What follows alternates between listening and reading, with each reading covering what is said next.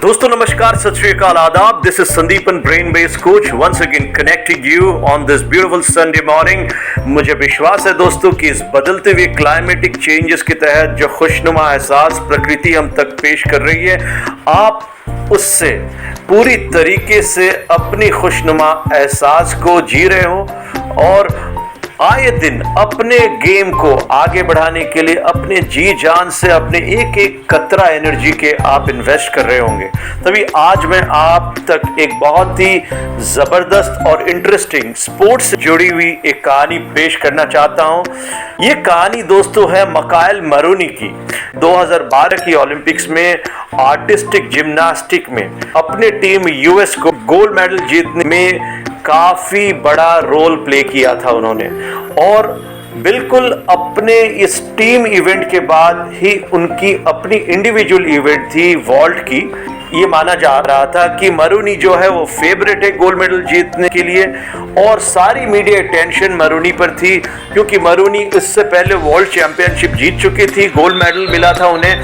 पिछले 5 साल से सपना रही थी कि गोल्ड मेडल लेके घर वापस आएगी, और इसके लिए बहुत ज़बरदस्त उन्होंने प्रैक्टिस किया, इन्वेस्ट किया खुद को, और तभी ये जो वॉल्ट थी ये बहुत ही इंपॉर्टेंट वॉल्ट थी उनके लिए। और इस वॉल्ट में पहले राउंड में उनसे एक छोटी सी गलती हुई, where she hopped off course about 3/10 of a point was all that it cost, but she knew कि इसको वो कवर कर सकती है सब्सिक्वेंट राउंड्स में।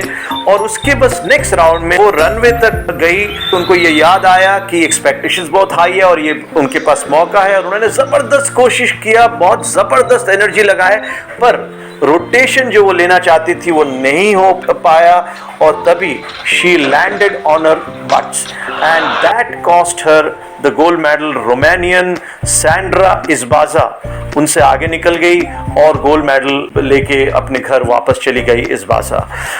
मैं ये कहानी क्यों सुना रहा हूं, क्योंकि मरोनी जो है अपने सिल्वर मेडल जीतने के बाद ज्यादा फेमस हुई compared to when she has helped her team to win the gold medal in the team event। क्यों मालूम है? ये देखिए, मैंने एक फोटोग्राफ आपको भेजा हुआ है इस पॉडकास्ट के साथ, जहां आप देख सकते हो उनकी एक्सप्रेशन क्या है। It's a very uncalled for expression silver medal जीतने के बाद। इससे साफ जाहिर है दोस्तों कि वो बहुत ही नाखुश है अपने आप से, and she didn't like winning the silver medal, और she is very upset for not winning the gold medal. So कहने का मतलब यह है कि दोस्तों हर एथलीट की अपनी इंटरप्रिटेशन होती है। आपने शायद और हमने शायद आज तक कोई भी सिल्वर मेडलिस्ट को ऐसी एक्सप्रेशन बनाते हुए देखा ही नहीं है, राइट? तो ये साफ जाहिर होती है कि किसी को सिल्वर मेडल जीतने से बहुत खुशी होती है, किसी को सिल्वर मेडल जीतने से बहुत दुख होता है। तो व्हाई डज इट हैपन?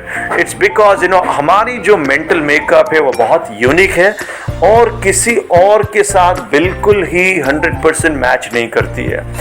इससे एक बहुत ही इंटरेस्टिंग कंक्लूजन हम ड्रॉ कर सकते हैं कि हमारी मेंटल मेकअप के लिए हमें इंडिविजुअल लेवल में काम करने की जरूरत है, बिकॉज जो भी सिचुएशन आएगी उसमें आपकी इंटरप्रिटेशन सबसे अलग होगी, और उससे अपने कंट्रोल में लेके आने के लिए हमें खुद को परखने की अभ्यास करनी होगी, और हमें अपने आप को समझने की एक अलग सी नजरिया अपनानी होगी।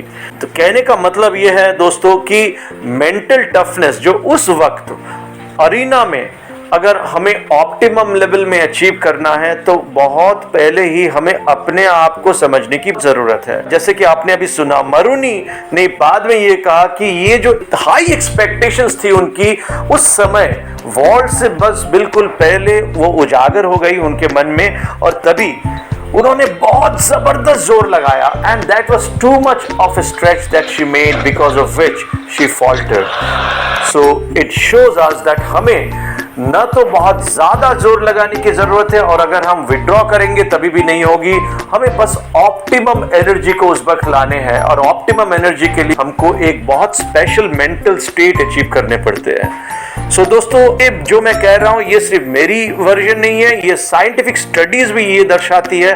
10 साल पहले की अगर आप जितनी भी स्टडीज देखेंगे वो ये कहते हैं कि एथलीट जो है या कोई भी इंसान जो डिसाइसिव डिफिकल्ट टाइम्स में परफॉर्म करते हैं, उस समय में कॉन्शियस ब्रेन अगर ज़्यादा काम करती है तो बहुत अच्छी तरीके से उसको निभा पाते हैं। पर पिछले 10 साल के जो भी स्टडीज है ज़्यादातर ये कहते हैं कि जिनके पास उस वक्त में वर्किंग मेमोरी लिमिटेड होती है वो अनकॉन्शियसली बहुत ज़बरदस्त परफॉर्म कर जाते हैं। तो एक्चुअल असल में कंक्लूजन क्या होनी चाहिए, आज अभी तक ये कंक्लूसिव नहीं है।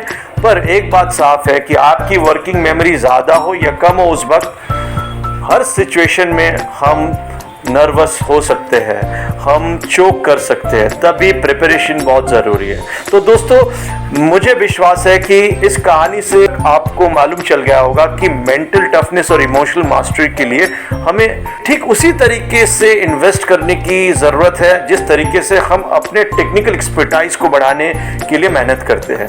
हाँ, without the technical expertise team में जगह ही नहीं मिलेगी। पर जब आप अपनी टेक्निकल एक्सपर्टाइज को एक लेवल तक लेके गए, उसके बाद जब आप कंपटीशन में जा रहे हो ना, उस समय में जितने भी लोगों से आप कंपीट कर रहे हो उस लेवल की टेक्निकल एक्सपर्टाइज उनके पास भी रहेगी। And the difference would be brought about by the level of your mental toughness और इमोशनल मास्टरी। और मैं आपको एश्योर कर सकता हूँ, साइंटिफिक एविडेंस है कि उस समय में 10% of better mental toughness can give you 500% better results. So that is the difference that Sachin and LeBron and Michael Jordan as well as Lionel Messi brings in when they play their highest game. So दोस्तों, मुझे विश्वास है कि आप भी अपनी mental game पे जरूर काम कर रहे होंगे side by side as your working on your technical game. आप स्पोर्ट्स पर्सन हो या कोच हो या कॉर्पोरेट में हो, जाहिर है कि हम सब अपने लेवल में एथलीट्स हैं और हमें एथलीट्स की तरह प्रिपेयर करने हैं ताकि हाईएस्ट लेवल में जाके जो मरूनी को हुआ है वो नहीं होए हमको। So that is why please take some time to also learn about how your mind operate, what is your priority, आपकी बिलीफ सिस्टम क्या है, और ये आपकी परफॉर्मेंस को बहुत ज़बरदस्त 10 से 25 गुना तक बढ़ा सकती है। मुझे विश्वास है कि आप पूरी तरीके से इन्वेस्ट कर रहे हो अपने कोच के साथ अपने टेक्निकल एक्सपर्टाइज को बढ़ाने के लिए, और मैं आपको एश्योर कर सकता हूं कि मैं आपको हेल्प करूंगा अपने मेंटल गेम में बहुत ज़बरदस्त परफॉर्म करने के वास्ते। अभी एक हफ्ते में मैं आपको एक वीडियो भेजने वाला हूं जहां हम ये देखेंगे किस तरीके से एक दो छोटी सी डिसिप्लिन अगर हम अपना ले तो किस तरीके से हम अपने मेंटल टफनेस या स्ट्रेस के वक्त हम अपने highest optimal state of mind में रह सकते हैं। और इसके अलावा क्योंकि ये मेंटल टफनेस भी एक ज़बरदस्त गेम है अपने आप में, जिस तरीके से हम अपने कोचेस के साथ काम करते हैं टेक्निकल एक्सपर्टाइज बढ़ाने के लिए या मैनेजमेंट सीखने के लिए, ठीक उसी तरीके से मेंटल टफनेस के लिए भी अगर आप अपना एक मेंटल टफनेस कोच अपना ले तो ये बहुत ज़बरदस्त जर्नी रहेगी। मैं आपके लिए अवेलेबल रहूँगा हेल्प करने के लिए, सर्व करने के लिए। ज़रूर बुलाइएगा if you have felt resonated with what I have said. Thank you so very much दोस्तों, take good care of yourself. I love you all.